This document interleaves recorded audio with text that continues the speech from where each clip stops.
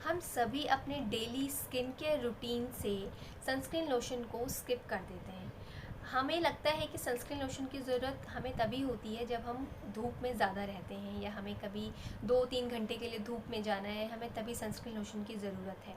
या कुछ लोगों को लगता है कि सनस्क्रीन लोशन आपको काला नहीं करता, आपको धूप से काला पड़ने नहीं देता, इसलिए सनस्क्रीन लोशन का इस्तेमाल करते हैं।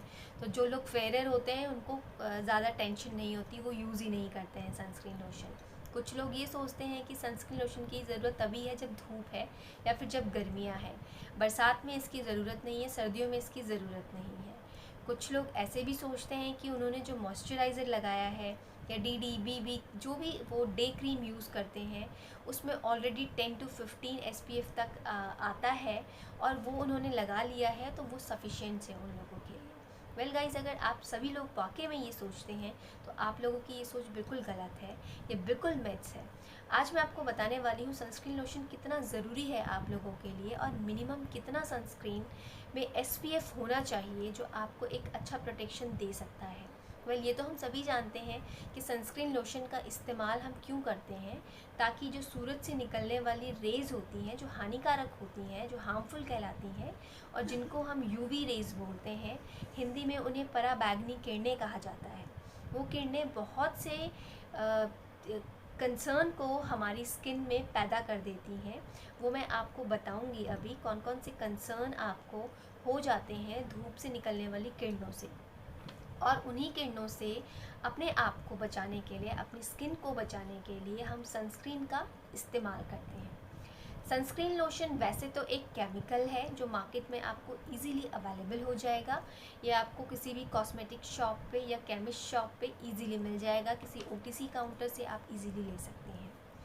सो आज मैं आपको सनस्क्रीन के बारे में एक इन्फॉर्मेशन देने वाली हूँ जिसको जानने के बाद आई एम श्योर आप सनस्क्रीन लोशन को बिल्कुल भी स्किप नहीं करेंगे अपने डेली स्किन केयर रूटीन से, और आप सनस्क्रीन लोशन को as a essential skin care के तौर पे रोज़ाना इस्तेमाल करेंगे।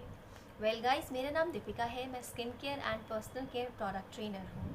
अक्सर जब मैं ट्रेनिंग देती हूँ प्रोडक्ट से रिलेटेड, किसी ब्रांड के प्रोडक्ट से रिलेटेड, तो मेरी ब्रांड प्रमोटर्स से जब हम सवाल करते हैं कि क्या गर्मियों में या फिर सनस्क्रीन लोशन का सीज़न, क्योंकि हर सीज़न में सनस्क्रीन लोशन का इस्तेमाल होता है, चाहे सर्दी हो, गर्मी हो या बरसात हो, तीनों सीज़न में सनस्क्रीन लोशन का इस्तेमाल किया जाता है।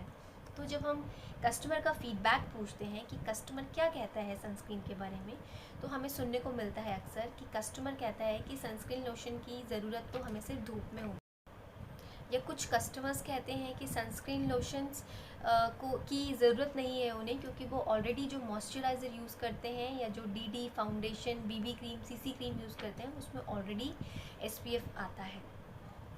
सो मैं आज आपको बताती हूँ कि ये बिल्कुल गलत है। सबसे पहले हम जानते हैं कि सनस्क्रीन लोशंस इस्तेमाल नहीं करने से हमें क्या क्या प्रॉब्लम्स हो सकती हैं स्किन से रिलेटेड।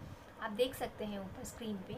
सबसे पहला, हमें डार्क पिगमेंटेशन हो सकता है स्किन में, आपकी इतनी ज़्यादा ये काली झाइयाँ पड़ सकती हैं जो कि बहुत लंबे समय तक शायद ठीक ना हो पाए। नंबर 2, आपके पिंपल्स हो सकते हैं, पिंपल्स के साथ पिंपल्स के निशान छूट जाते हैं और वो निशान इतने गहरे हो जाते हैं कि वो भी लंबे समय तक या फिर परमानेंटली आपके स्किन में वो पड़ जाए। तीसरा, आपको प्री मैच्योर एजिंग हो जाती है, आप अपनी उम्र से बहुत बड़े लगने लगते हैं, आपकी स्किन में झुर्रियाँ पड़ जाती है, स्किन लटक जाती है, आँखों के इस साइड पूरे रिंकल्स पड़ जाते हैं। एंड चौथा, जो सबसे घातक बीमारी है जिसको कहा जाता है स्किन कैंसर, हो जाता है। मेलेनोमा नाम का स्किन कैंसर भी सनस्क्रीन लोशन इस्तेमाल करने से नहीं होता, या मैं बोलूँगी कि सूरज से निकलने वाली जो किरणें होती हैं उसके कारण ये सारी प्रॉब्लम्स होती हैं, और सनस्क्रीन लोशन का हम इस्तेमाल करते हैं इन्हीं सारी प्रॉब्लम से बचने के लिए। वैसे तो सनस्क्रीन लोशंस आपको 93% से लेके 98% तक का प्रोटेक्शन देता है। वो डिपेंड करता है आप कौन सा SPF यूज़ कर रहे हैं। मिनिमम 30 SPF होना चाहिए आपके सनस्क्रीन लोशन में। अगर आप घर पे रहने वाले हैं, हाउसवाइफ हैं, होम मेकर्स हैं, या फिर आपका ऑफिस जॉब है जिसमें आप पूरे दिन भर बैठे रहते हैं AC में। सनस्क्रीन लोशंस को हमेशा घर से निकलने से पहले 20 मिनट पहले एटलीस्ट अप्लाई कर लेना चाहिए, उसके बाद निकलना चाहिए। सनस्क्रीन लोशंस आप स्किन टाइप के हिसाब से चूज़ कर सकते हैं। मार्केट में आपके स्किन टाइप के हिसाब से सनस्क्रीन लोशन आपको मिल जाएंगे। जैसे ऑयली स्किन वालों के लिए जेल बेस्ड या मैट फिनिश वाला आप ले सकते हैं। जिनकी स्किन ड्राई है वो क्रीम बेस्ड ले सकता है। जिनकी स्किन सेंसिटिव है वो मार्केट से स्पेसिफिक सेंसिटिव स्किन के लिए कुछ सनस्क्रीन लोशंस आते हैं, आप उसको ले सकते हैं। और अगर आपको लगता है कि आपकी स्किन बहुत ज़्यादा सेंसिटिव है, आपको चीज़ें यूज़ नहीं करनी चाहिए कॉस्मेटिक्स, तो आप किसी अच्छे डर्माटोलॉजिस्ट से कंसल्ट करके अपने लिए कोई सनस्क्रीन लोशन जो कि या तो मेडिकेटेड हो या फिर आयुर्वेदिक हो, उसको रिकमेंड करवा सकते हैं। अब बात करते हैं सनस्क्रीन लोशंस किन लोगों को इस्तेमाल करना चाहिए। देखिए, मैंने आपको बताया सनस्क्रीन लोशन सभी को इस्तेमाल करना चाहिए। आप चाहे किसी भी एज ग्रुप के हैं, आप चाहे किसी भी जेंडर को डिफ़ाइन करते हैं, सनस्क्रीन लोशन इस्तेमाल सभी को करना चाहिए। सनस्क्रीन लोशंस का जो SPF है वो आप कैसे चूज़ करें। मैंने आपको बताया कि मिनिमम 30 SPF का SPF आप चूज़ कर सकते हैं अगर आप हाउसवाइफ हैं, होम मेकर हैं या फिर ऑफिस सेटिंग आप जॉब करते हैं। अगर आप मार्केट से रिलेटेड जॉब करते हैं, फील्ड से रिलेटेड जॉब करते हैं या फील्ड एक्टिविटीज़ आपकी ज़्यादा रहती हैं, तो आप लोगों को हमेशा SPF 50 चूज़ करना चाहिए, 50 और अबव चूज़ करना चाहिए।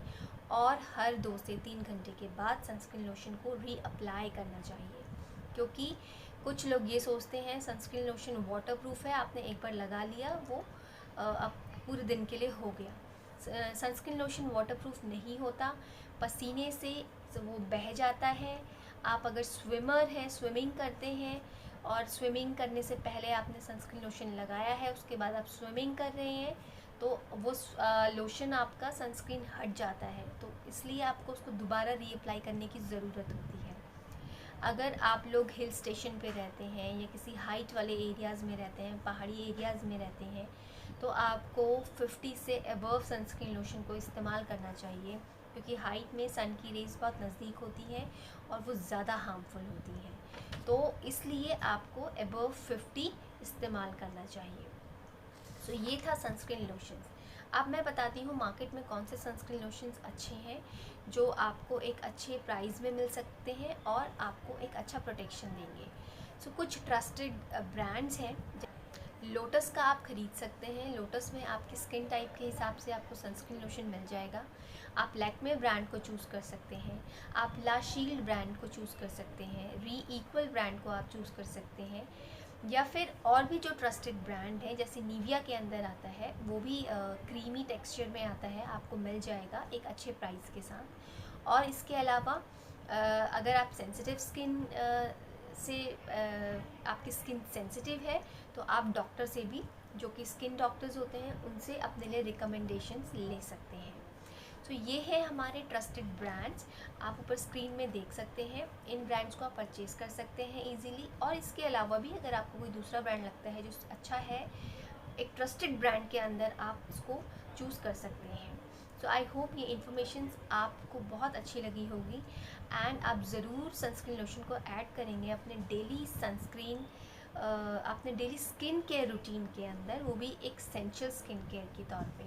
और सनस्क्रीन लोशंस को इस्तेमाल करने के लिए मेन वुमेन कुछ स्पेसिफिक जेंडर नहीं है, ये सभी को इस्तेमाल करना चाहिए। आप चाहे लड़का है या लड़की है, सनस्क्रीन लोशन दोनों को इस्तेमाल करना चाहिए।